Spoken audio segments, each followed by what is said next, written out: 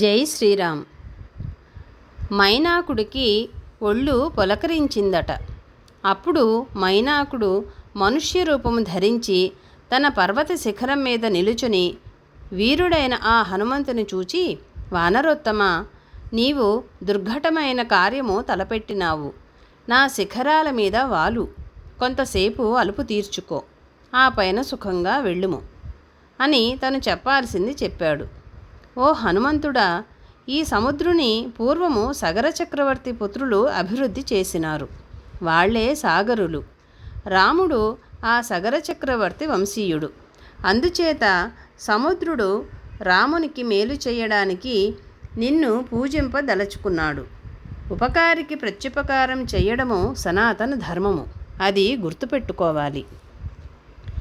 రాముడికి సాయం చేస్తున్న నిన్ను పూజించి ఈ సముద్రుడు సాగర వంశంలో పుట్టిన రామునికి ప్రత్యుపకారం చేసినవాడు కాదలుచుకున్నాడు. కృతజ్ఞుడైన ఈ సముద్రుడు నాతో, మైనాకుడా, ఈ హనుమంతుడు 100 యోజనాల దూరము పోవలెను. ఈతడు నీ నెత్తాలలో అలుపు తీర్చుకున్నట్లయితే ఇక్కడ నుండి మిగతా దారి సులభముగా దాటిపోతాడు. నీవు పైకి లేవవలెను అని చెప్పి నిన్ను గౌరవించడానికి నన్ను ప్రోత్సహించినాడు. అందువలన నీవు నా మీద విశ్రమించి ఇక్కడ ఉన్న రుచ్యములైన కందమూలాల ఫలాలను ఆరగించుము, అలుపు తీర్చుకుని ఆ తర్వాత వెళ్ళు అని ప్రార్థించాడు. జై శ్రీరామ్.